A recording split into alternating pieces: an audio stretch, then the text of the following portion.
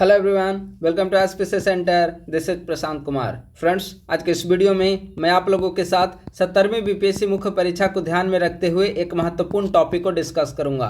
यह जो टॉपिक होगा वह करेंट अफेयर से संबंधित होगा, आईआर से संबंधित होगा। इंटरनेशनल रिलेशन में भारत कनाडा संबंध को हम लोग डिस्कस करेंगे। आप सभी जानते हैं कि विगत कुछ वर्षों से भारत और कनाडा के बीच के जो संबंध है वह काफ़ी ज़्यादा बिगड़ चुके हैं। तो कई सारी ऐसी घटनाएं घटित हुई है जिसके कारण भारत कनाडा संबंध हाल के दिनों में चर्चा का केंद्र बिंदु बना हुआ है। और इसीलिए देखेंगे तो आगामी बीपीएससी की जो मुख्य परीक्षा है उसमें भारत कनाडा संबंध से संबंधित सवाल जो हैं वह पूछे जा सकते हैं। तो आपको एक ब्रीफ जानकारी भारत कनाडा रिलेशन के बारे में होनी चाहिए। हालांकि भारत कनाडा संबंध बहुत इंपॉर्टेंट टॉपिक नहीं है, लेकिन चूंकि काफ़ी ज़्यादा खबरों में रहा है भारत और कनाडा के बीच संबंध, कुछ वर्षों से इतना संबंध बिगड़ चुका है कि दोनों देशों के बीच जो संबंध हैं वह अपने निम्नतम स्तर पर आ चुका है। तो बीपीएससी मुख्य परीक्षा में सवाल यहां से बनने की पूरी संभावना है। तो भारत कनाडा संबंध चर्चा में क्यों है, भारत कनाडा दोनों एक दूसरे के लिए महत्वपूर्ण क्यों है, चुनौतियां दोनों के बीच में चुनौतियां किस प्रकार की विद्यमान है, तो इन सभी चीजों के बारे में एक ब्रीफ जानकारी आपके पास होनी चाहिए। और आज की इस वीडियो में मैं आपको यही सब जानकारी प्रदान करने की कोशिश करूंगा। अगर आप लोग नए हैं तो हमारे यूट्यूब चैनल को सब्सक्राइब कर लें और हमारे टेलीग्राम ग्रुप @ISPC सेंटर को आप लोग जरूर ज्वाइन करें। तो आइए हम लोग भारत कनाडा संबंध को डिस्कस करते हैं।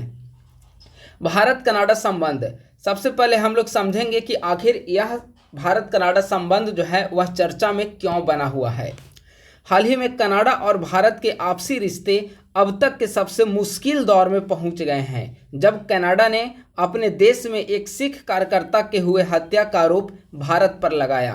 परिणाम स्वरूप अपने बिगड़ते संबंधों के बीच दोनों देशों ने अपने राजनयिकों को वापस बुला लिए हैं। ठीक है, और अगर दो देश अपने अपने देश से एक दूसरे के जो राजनयिक हैं उनको वापस भेज देते हैं, या फिर कोई देश दूसरे देश से राजनयिक को वापस बुला लेता है, तो वह राजनयिक संबंध में सबसे निम्नतम स्तर का रिलेशन माना जाता है। और भारत और कनाडा के बीच में अभी यही स्थिति हाल के दिनों में विद्यमान है। हुआ घटना यूं कि कनाडा में एक सिख कार्यकर्ता की हत्या कर दी जाती है, हत्या हो जाती है, और उस हत्या का आरोप कनाडा के द्वारा भारत पर आरोप मढ़ दिया जाता है। हालांकि कनाडा के पास इसके लिए कोई पुख्ता सबूत जो है कनाडा पेश नहीं कर पाता। बिना पुख्ता सबूत पेश किए इसका आरोप भारत पर लगा देता है। कनाडा सिर्फ खुफिया आधार जो है, खुफिया जो एजेंसी की रिपोर्ट है उसको आधार बनाते हुए यह जो ब्लेम है वह भारत के ऊपर डाल देता है। भारत जब उससे सबूत मांगता है तो कनाडा के द्वारा उसे सबूत को मतलब इधर उधर कहकर बात को करने की कोशिश की जाती है। और इसके कारण आप देखेंगे तो हाल के दिनों में दोनों देशों के बीच के जो राजनयिक संबंध हैं वह अपने निम्नतम स्तर पर सबसे मुश्किल दौर में आ चुके हैं। तो चर्चा में क्यों बना हुआ है, हो गया है। अब सवाल पूछे जाएंगे, अगर वहां पर बीपीएससी मुख्य परीक्षा में किसी भी टाइप के सवाल पूछे जाते हैं तो इंट्रोडक्शन को आपको सवाल के साथ ऐड करना होगा। सवाल जिस प्रकृति में पूछा गया है, सवाल जिस तरफ ले जाना चाह रहा है आपको, उस तरफ इंट्रोडक्शन को भी आपको इंडिकेट करना होगा। ठीक है, तो यहाँ पे हो जाएगा इंट्रोडक्शन। अब हम लोग समझते हैं कि भारत और कनाडा के बीच में द्विपक्षीय संबंध प्रारंभिक समय से किस प्रकार की रही है और दोनों के बीच बायलैटरल रिलेशन किस प्रकार के हमें देखने को मिले हैं। तो दोनों देशों के बीच राजनयिक संबंधों की जो शुरुआत है 1947 ईस्वी में भारत की स्वतंत्रता, भारत की आज़ादी मिलने के साथ प्रारंभ हो जाती है। यानी कि दोनों देशों के राजनयिक संबंधों की शुरुआत कब से मानी जाती है, 1947 ईस्वी से। दोनों के बीच राजनयिक संबंध का जो मेन आधार है वही मेन आधार है जो अमेरिका के साथ है। कौन कौन सा? लोकतंत्र, उदारवाद, बहुलवाद, साझी परंपराएं, ये सभी देखेंगे आप। भारत यूरोपीय कंट्रीज के साथ रिलेशन हो, भारत का अमेरिका के साथ रिलेशन हो, किसी भी लोकतांत्रिक देश के साथ रिलेशन हो, क्योंकि लोकतंत्र एक विचारधारा है। और अगर भारत किसी देश के साथ संबंध स्थापित करता है तो अपनी विचारधारा वाले देशों के साथ संबंध स्थापित करना भारत जो है प्रेफर करेगा, पसंद करेगा। तो भारत और कनाडा के बीच भी संबंध आप देखेंगे तो संबंध की जो मेन नींव है वह है लोकतंत्र, बहुलवाद, उदारवाद, स्वतंत्रता, समानता, बंधुत्व जैसी साझी परंपराएं। तो दोनों देशों के बीच राजनयिक संबंधों का मूल आधार है और राजनयिक संबंधों की शुरुआत 1947 ईस्वी से मानी जाती है। इसके बाद आप देखेंगे कि चूंकि यह ज्यादा इंपॉर्टेंट इशू नहीं है, इसीलिए हम लोग वर्ष वर्षवार नहीं इंडिकेट करेंगे। हम लोग जब पड़ोसी कंट्री के साथ रिलेशन जब हम लोग पढ़ते हैं तो कोशिश करते हैं कि वर्षवार उसे रिलेशन को हम लोग कवर करें, लेकिन चूंकि भारत कनाडा हमेशा महत्वपूर्ण टॉपिक नहीं रहा है और दोनों देशों के बीच जो संबंध हैं वह आर्थिक दृष्टिकोण से संबंध काफी अधिक महत्वपूर्ण है, तो हम लोग वर्षवार नहीं देखेंगे। कुछ महत्वपूर्ण अगर दोनों देशों के बीच समझौते हुए हैं, कुछ महत्वपूर्ण यात्राएं हुई हो, राजनयिक यात्रा हुई हो, तो उन सभी चीजों का हम लोग डिस्कस करेंगे। तो राजनयिक संबंधों की शुरुआत 1947 ईस्वी से मानी जाती है। उसके बाद अगर हम आगे चल के देखें 21वीं सदी में अगर भारत और कनाडा के बीच अगर हम लोग बायलैटरल रिलेशंस द्विपक्षीय संबंधों को देखते हैं तो 2006 ईस्वी से लेकर 2015 ईस्वी तक कनाडा में कंजर्वेटिव पार्टी के शासनकाल में कार्यकाल में भारत कनाडा संबंधों को मजबूती मिली थी। अब 2006 ईस्वी से 2015 ईस्वी के बीच में कौन कौन से ऐसे महत्वपूर्ण कार्य हुए जिसके आधार पर हम कह सकते हैं कि भारत और कनाडा के बीच संबंधों को काफी ज्यादा मजबूती मिली। तो सबसे महत्वपूर्ण देखिए यहां पर लिखा हुआ है 2011 ईस्वी को कनाडा ने ईयर ऑफ इंडिया के रूप में मनाया, यानी कि 2011 ईस्वी में कनाडा में पूरे कनाडा में ईयर ऑफ इंडिया के रूप में जश्न मनाया गया, यानी कि भारत का वर्ष 2011 भारत और कनाडा के बीच संबंधों में एक ऐसा वर्ष होता है जो एक काफी निर्णायक वर्ष होता है और यही कारण है कि कनाडा ने भारत के साथ संबंधों को महत्व प्रदान करते हुए 2011 को ईयर ऑफ इंडिया के रूप में सेलिब्रेट करने की घोषणा की। इसके बाद आप देखेंगे कि 2010 ईस्वी में भारत और कनाडा दोनों देशों ने परमाणु सहयोग समझौता पर हस्ताक्षर किया था। बहुत महत्वपूर्ण यह घटना मानी जाती है। परमाणु सहयोग समझौता पर हस्ताक्षर 2010 ईस्वी में भारत और कनाडा ने किया। तो 2006 ईस्वी से लेकर 2015 ईस्वी तक कनाडा में जब कंजर्वेटिव पार्टी का शासन आया, कंजर्वेटिव पार्टी का वहां पे कार्यकाल रहा, तो उस दौरान भारत और कनाडा के बीच का जो बायलैटरल रिलेशन है उसमें काफी ज्यादा मजबूती देखने को मिली थी। इसके बाद 2014 ईस्वी में भारत में एनडीए की सरकार आती है, माननीय नरेंद्र मोदी के नेतृत्व में सरकार का गठन होता है और 2015 ईस्वी में माननीय प्रधानमंत्री नरेंद्र मोदी का कनाडा दौरा संपन्न होता है। और आप देखेंगे कि 2015 के पहले 1973 ईस्वी में किसी भारतीय प्रधानमंत्री की द्विपक्षीय यात्रा कनाडा में हुई थी, यानी कि 1973 ईस्वी के बाद 2015 ईस्वी में नरेंद्र मोदी कनाडा दौरे पर गए और यह 1973 के बाद किसी भारतीय प्रधानमंत्री की पहली द्विपक्षीय यात्रा संपन्न हुई कनाडा की। ठीक है, तो अब समझ सकते हैं कि किस प्रकार से भारत के द्वारा कनाडा को महत्व प्रदान किया गया। एक इंपॉर्टेंट कंट्री के रूप में भारत की कोशिश थी कि कनाडा के साथ हम बेहतर संबंध स्थापित करें। चूंकि आर्थिक संबंध दोनों देशों के बीच बेहतर हैं तो स्वाभाविक है कि अगर आर्थिक संबंधों में वृद्धि होगी तो दोनों देश एक दूसरे से लाभान्वित होंगे और यही कारण है कि 1973 ईस्वी के बाद किसी भारतीय प्रधानमंत्री का द्विपक्षीय दौरा जो होता है वह 2015 ईस्वी में कनाडा में संपन्न होता है। और इस दौरे के दौरान भारत और कनाडा दोनों ने संबंधों को रणनीतिक साझेदारी में उन्नत बनाने की कोशिश की, यानी कि संबंध अपने उच्चतम लेवल पे चला गया और अभी तक आप देखेंगे कि दोनों देशों के बीच जो राजनयिक संबंध थे काफी सीमित थे, वह रणनीतिक साझेदारी में बढ़ती चली गई और दोनों देशों के संबंध एक बार फिर से प्रगाढ़ हो गए। लेकिन इसी दौरान आप देखेंगे कि कनाडा में खालिस्तान समर्थक गतिविधियों में वृद्धि होती है। भारत सरकार के द्वारा कनाडा को बार बार चेतावनी देने के पश्चात भी वह सिख के जो अलगाववादी ग्रुप हैं कनाडा में, उस पर कनाडा सरकार अंकुश लगाने में सक्षम नहीं हो पाती है और परिणाम यह होता है कि दोनों देशों के बीच जो संबंध होते हैं वह निरंतर निम्न स्तर पर चले आते हैं और उसमें लगातार गिरावट देखने को मिलने लगती है। ठीक है, तो एक ब्रीफ हम लोग यहाँ पर रिलेशन दोनों देशों के बीच देखें। इसी दौरान आप देखेंगे कि वर्ष 2018 ईस्वी में इसरो ने कनाडा के, देखिए इसरो का अगर आप अंतरिक्ष क्षेत्र में उपलब्धि देखेंगे तो इसरो ने कई सारे यूरोपीय कंट्रीज, अमेरिका हो, ब्रिटेन हो, ब्राजील हो, कनाडा हो, फ्रांस हो, ठीक है, ऑस्ट्रेलिया हो, जापान हो, इन सभी देशों के सैटेलाइट को इसरो के द्वारा लॉन्च किया गया है। और इसी क्रम में 2018 ईस्वी में इसरो ने जब PSLV की 100वीं उड़ान हो रही थी तो उस उस दौरान इसरो ने कनाडा के एलियो लोअर अर्थ ऑर्बिट जो है सैटेलाइट को भी प्रक्षेपित किया था। तो दोनों देशों के संबंध इस समय तक ठीक ठाक स्थिति में पहुंच चुके थे। 2015 में अपने उच्चतम लेवल पे पहुंचा और फिर इसमें आप देखेंगे धीरे धीरे गिरावट देखने को मिली। 2018 ईस्वी में इसरो के द्वारा कनाडा के एक सैटेलाइट को लॉन्च किया गया और इसमें लगातार गिरावट देखने को मिली और इस समय आप देखेंगे तो दोनों की राजनयिक जो स्थिति है वह अपने एक महत्वपूर्ण दौरे से गुजर रहा है। अब आइए दोनों देशों के बीच ट्रेड, क्योंकि किसी देश के साथ संबंध तभी बेहतर हो पाएंगे जब दोनों देशों के बीच आर्थिक संबंध निहित हो। जब आर्थिक संबंध ही नहीं निहित होंगे तो फिर रिलेशन का फायदा क्या है, दोनों देशों के बीच संबंध किस प्रकार के होंगे। तो अगर ट्रेड के क्षेत्र में देखा जाए तो 2022-23 वित्तीय वर्ष में भारत और कनाडा के बीच में 8.3 अरब डॉलर दोनों एक दूसरे का व्यापार, एक दूसरे देशों के बीच व्यापार हुआ है 8.3 अरब डॉलर, जो कि 23-24 में बढ़कर हो गया 8.4 अरब डॉलर। एकदम थोड़ा वृद्धि हुआ है 22-23 की तुलना में 23-24 में। तो वित्त वर्ष 22-23 में भारत और कनाडा के बीच 8.3 अरब डॉलर का व्यापार हुआ, वही 2023-24 में यह बढ़कर 8.4 अरब डॉलर हो गया। ठीक है, अब सवाल आता है कि भारत के द्वारा किन वस्तुओं का कनाडा को निर्यात किया जाता है और कनाडा से कौन कौन सी वस्तुएं भारत आती है। तो चूंकि ट्रेड का एक महत्वपूर्ण पहलू यह भी है, तो भारत के द्वारा अगर हम देखेंगे आयात किन किन वस्तुओं की जाती है कनाडा से, तो कागज का आयात किया जाता है, एस्बेस्टस का आयात होता है, पोटास का, कॉपर, मिनरल्स, आयरन स्क्रैप आदि कनाडा से आयात किए जाते हैं भारत के द्वारा।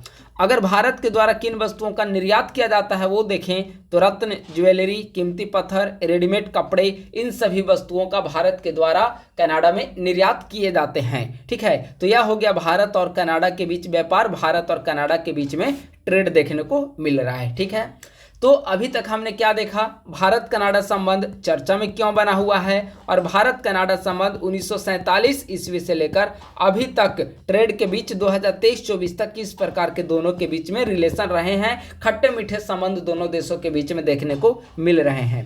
अब आइए आखिर भारत और कनाडा संबंध जो है उसका महत्व क्या है, दोनों एक दूसरे कंट्री के लिए क्यों महत्वपूर्ण है, इसकी इनके बीच के संबंधों की प्रकृति किस प्रकार की है।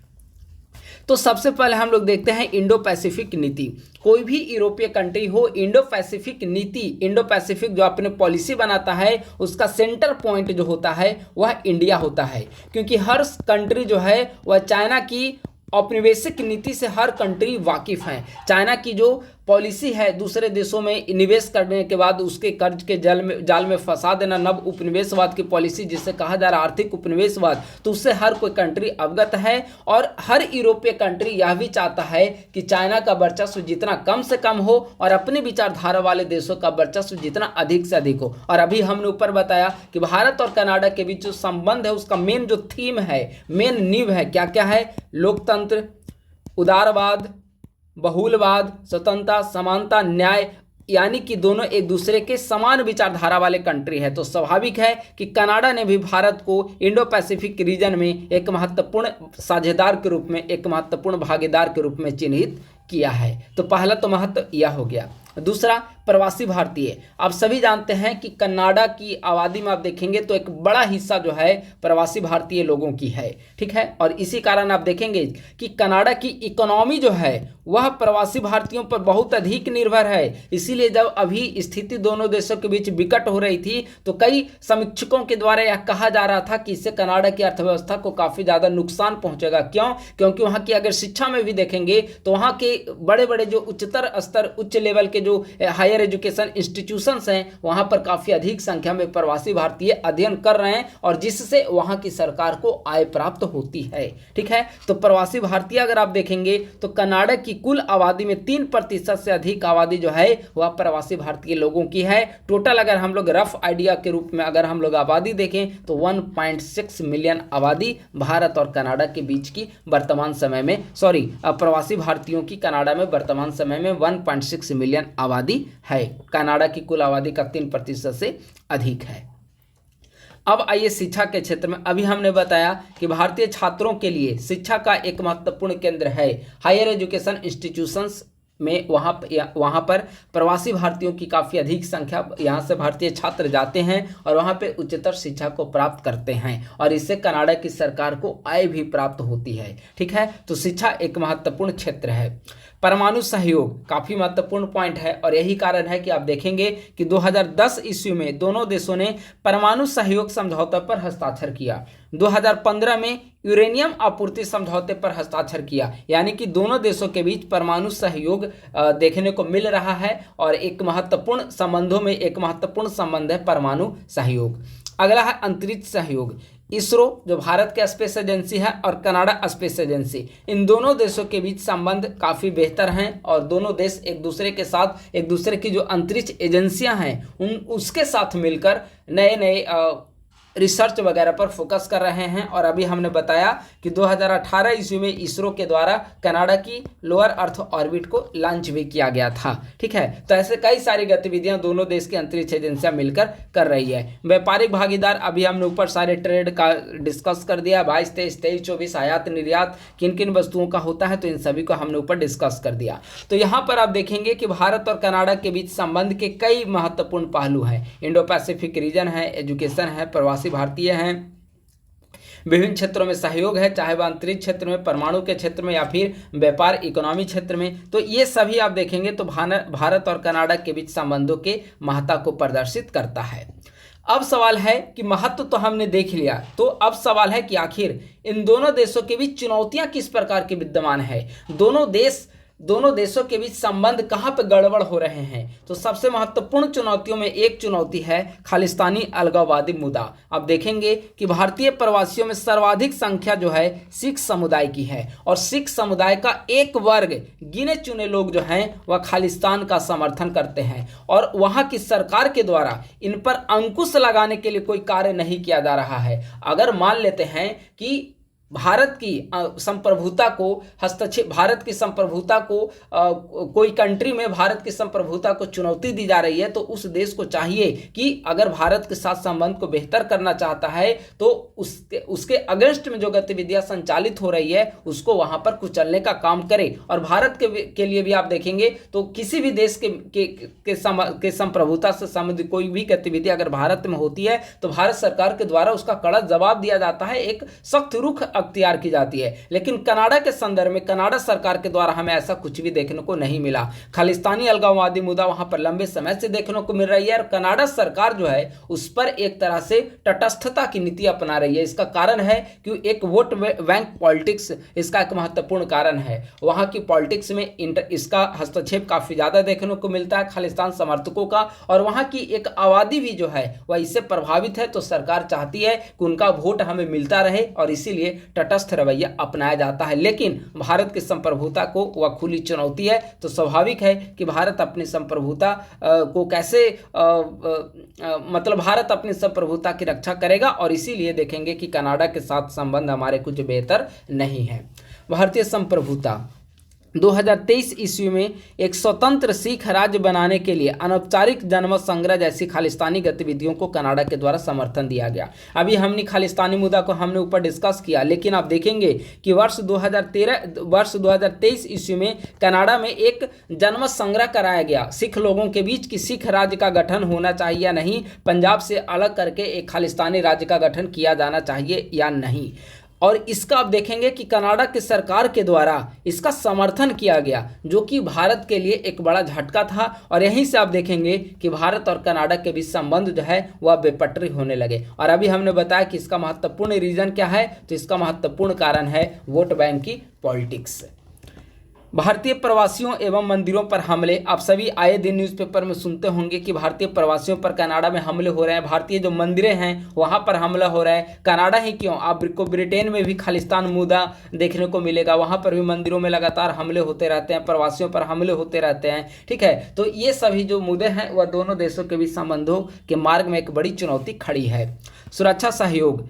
कनाडा में रहने वाले आतंकवादियों और संगठित अपराध नेताओं के संबंध में भारत के प्रत्यर्पण अनुरोधों की कनाडा में अनदेखी की जा रही है। तो एक सुरक्षा संबंधी सहयोग जो कि एक तत्पर लेवल पे दिखना चाहिए था दोनों देशों के बीच, तो उसमें अभी आप देखेंगे कि कनाडा के द्वारा कोई रुचि नहीं ली जा रही है। तो स्वाभाविक है दोनों देशों के बीच संबंध जो होंगे वह बिगड़ेंगे ही। व्यापारिक चुनौतियां देखिए, दोनों देशों के बीच ट्रेड, वो अलग बात है कि 2022-23 से 23-24 में थोड़ा सा वृद्धि हुआ है, 8.3 अरब डॉलर से बढ़कर 8.4 अरब डॉलर हो गया। लेकिन कई ऐसे महत्वपूर्ण मुद्दे हैं जो लंबे समय से पेंडिंग है, लंबे समय से वार्तालाप किया जा रहा है, लेकिन उस पर अभी कोई ठोस निष्कर्ष नहीं निकल पा रहा है। इसका कारण है कि कनाडा के द्वारा ज़्यादा दिलचस्पी इसमें नहीं दिखाई जा रही है। उदाहरण के लिए CEPA समझौता हो गया, विदेशी निवेश संवर्धन एवं संरक्षण समझौता हो गया, इसमें कोई बड़ी प्रगति देखने को नहीं मिलती है। अगला है कनाडा चीन के बीच संबंध। स्वाभाविक है कि अगर किसी देश के चाइना के साथ संबंध बेहतर होंगे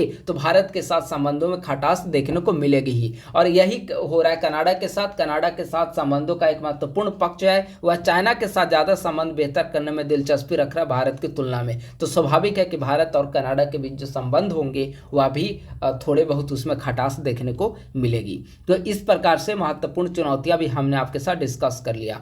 अब हम लोग डिस्कस करते हैं महत्वपूर्ण सुझाव, कैसे दोनों देशों के बीच रिलेशन को बेहतर किया जाए। उससे पहले एक महत्वपूर्ण सूचना आप सभी के लिए है। टीम ISPC सेंटर के द्वारा 70वीं BPSC मुख्य परीक्षा के लिए मॉडल आंसर का एक नोट्स तैयार किया गया है। जो भी अभ्यर्थी 70वीं BPSC मुख्य परीक्षा में शामिल हो रहे हैं, समय की कमी है, रिवीजन या फिर एक प्रॉपर नोट्स अगर उनको चाहिए, तो मॉडल आंसर में हमारा नोट्स मॉडल आंसर फॉर्मेट में तैयार किया गया है। इसमें एसे और DI को छोड़कर GS पेपर 1 और GS पेपर 2 से संबंधित जितने सेक्शन हैं, history, art and culture, polity, science tech, geography, economy, current affair में IR, national current affair, international current affair, हर एक सेक्शन को कवर किया गया है। 150 से अधिक इसमें मॉडल आंसर को तैयार किया गया है। महत्वपूर्ण जो संपादकीय आलेख होते हैं, एडिटोरियल नोट्स, उसको प्रोवाइड किया जा रहा है, और कुछ डाटा कलेक्शन भी प्रोवाइड किए जा रहे हैं, जैसे IMF का रिपोर्ट, वर्ल्ड बैंक का रिपोर्ट, ताकि ज्योग्राफी, इकोनॉमी वगैरह का जो सेक्शन हो वहाँ पे आप इसका आंसर राइटिंग के दौरान यूज कर सके। इसका प्राइस RS 1500 रुपया रखा गया है। अगर आप लोग परचेज करना चाहते हैं तो 8375934036 इस नंबर पे आप पेमेंट करके गूगल पे, फोन पे, पेटीएम, किसी भी नंबर पे किसी भी चीज़ पे पेमेंट आप कर सकते हैं। प्रशांत कुमार नाम यहाँ पे शो करेगा। इस नंबर पे पेमेंट करके इसी नंबर पे व्हाट्सएप पे आप पेमेंट का स्क्रीनशॉट भेज दें, आपको नोट्स प्रोवाइड करा दिया जाएगा, प्लस व्हाट्सएप ग्रुप में ऐड किया जाएगा, जहाँ पर अभी से लेकर मार्च के एंड तक जो भी करंट का अपडेशन होगा वे सभी ग्रुप में आपको प्रोवाइड करा दिया जाएगा। चूंकि अप्रैल महीने में एग्जामिनेशन है तो उसके 15 दिन पहले तक का करंट अफेयर आपको कवर कराया जाएगा। तो 70वीं BPSC मुख्य परीक्षा में अगर आप लोग शामिल हो रहे हैं तो इस नोट्स को आप लोग जरूर परचेज करें। एक बेहतर तरीके से, बेहतर कंटेंट के साथ इसे तैयार किया गया है। कई अभ्यर्थियों के पास प्रॉपर नोट्स नहीं होते हैं, कई अभ्यर्थियों के पास प्रश्नों का कलेक्शन नहीं होता है कि वे आंसर राइटिंग प्रैक्टिस कर सकें, और कई अभ्यर्थियों के पास जो कि जॉब कर रहे होते हैं उनके पास समय की कमी होती है। तो उनके लिए एक काफ़ी बेहतर एक सीरीज है, तो आप लोग इसे जरूर परचेज करें। 8375934036 से नंबर हुआ, इस पर आप फोन करके डिटेल संपर्क भी कर सकते हैं, और पेमेंट करके इसी नंबर पे आप स्क्रीनशॉट भी भेज सकते हैं। तो यह हो गया नोट्स के बारे में संक्षिप्त जानकारी। अब आइए भारत और कनाडा के बीच संबंधों को बेहतर करने के लिए कुछ महत्वपूर्ण सुझाव हम लोग समझते हैं। महत्वपूर्ण सुझाव में पहला सुझाव रहेगा कि कनाडा में भारत विरोधी जो अलगाववादी आंदोलन हो रहे हैं उस पर पाबंदी लगाने की जरूरत है। अगर कनाडा चाहता है कि भारत के साथ हमारे संबंध बेहतर हों, हमारे इकोनॉमिक रिलेशन बेहतर हों, तो कनाडा को यह कोशिश करना पड़ेगा कि सिख अलगाववादी मूवमेंट जो भी उसकी धरती से भारत के विरुद्ध संचालित हो रहे हैं उसको पूरी तरीके से बैन करे और भारत के साथ संबंधों को बेहतर करने का प्रयास करे। तो पहला तो यह हो गया सुझाव। दूसरा, भारत को सिख प्रवासियों के साथ एक रचनात्मक जुड़ाव बनाना होगा। भारत को सिख अलगाववादियों को भरोसे में लेना पड़ेगा। भारत को पंजाब के बारे में, जो भी यहाँ पे पंजाब में शांतिपूर्ण स्थिति विद्यमान है, उसको वैश्विक पटल पर सामने लाना पड़ेगा कि पंजाब में खालिस्तान जैसा कोई अलगाववादी मुद्दा नहीं चल रहा है, वहाँ पर सुख, शांति और समृद्धि देखने को मिल रही है, लोगों के बीच भाईचारा विद्यमान है। ऐसी स्थिति को वैश्विक स्तर, वैश्विक पटल पर लाना होगा, ताकि जो भी सिख अलगाववादियों के द्वारा भ्रांतियां फैलाई जा रही है पंजाब को लेकर, उसको काउंटर किया जा सके और इसके साथ ही दोनों देशों के बीच रिलेशन को बेहतर किया जा सके। कनाडा को इसमें अग्रणी भूमिका निभानी होगी। वही अंतिम बिंदु अगर देखें तो भारत और कनाडा को खालिस्तान मुद्दे तथा व्यापार एवं निवेश संबंधों पर अपने राजनीतिक विवादों को अलग अलग करके देखना पड़ेगा। यानी कि राजनीतिक विवाद एक तरफ, आपसी और राजनीतिक विवाद एक तरफ, और दूसरी तरफ हो जाएगा दोनों देशों के बीच आर्थिक एवं व्यापारिक संबंध। और राजनीतिक संबंध जो भी इससे ये होगा कि अगर राजनीतिक संबंधों में गड़बड़ देखने को मिलती है तो इससे व्यापारिक हित जो है वह प्रभावित नहीं होंगे। तो इस प्रकार से अगर देखा जाए तो दोनों देशों के बीच संबंधों को बेहतर किया जा सकता है। तो भारत कनाडा जो संबंध है काफी महत्वपूर्ण एक चैप्टर रहा है, विगत कुछ वर्षों में काफी हाईलाइटेड टॉपिक रहा है भारत और कनाडा के बीच में संबंध। और यह तब और भी महत्वपूर्ण हो जाता है जब दोनों देशों के द्वारा अपने अपने राजनयिकों को वापस बुला लिया जाता है। एक गंभीर मसला होता है राजनयिक संबंधों के दौरान जब राजनयिकों को वापस बुला लिया जाता है। तो इस दृष्टिकोण से काफी महत्वपूर्ण टॉपिक है और उम्मीद है कि 17वीं बीपीएससी की जो तैयारी कर रहे हैं अभ्यर्थी इस टॉपिक को गंभीरता पूर्वक अच्छे से कंप्लीट कर लेंगे। क्योंकि देखिए अगर अब चूंकि शॉर्ट नोट्स भी वहां पर पूछा जा रहा है तो चैलेंजिंग टास्क हो गया है, कौन सा टॉपिक कहां पे पूछ ले आप यह पहले से प्रेडिक्ट नहीं कर सकते। तो कोशिश करें, हमारी भी कोशिश है कि जो मॉडल आंसर मैं प्रोवाइड करा रहा हूं हमारी कोशिश है कि करंट अफेयर के हर एक सेक्शन को कवर करा दिया जाए। ठीक है, चाहे वह भारत बांग्लादेश रिलेशन हो, श्रीलंका रिलेशन हो, कनाडा रिलेशन हो, जितने ऑर्गेनाइजेशन का सारे नोट्स प्रोवाइड करा दिया गया है ताकि किसी भी सेक्शन से सवाल आए तो वहां पर दिक्कतों का सामना ना करना पड़े। तो बस आज के वीडियो में इतना ही। अगर आप लोग नए हैं तो जरूर सब्सक्राइब कर लें चैनल को और अपने दोस्तों के साथ भी इस यूट्यूब चैनल के लिंक को जरूर साझा करें। थैंक यू सो मच, बहुत बहुत धन्यवाद।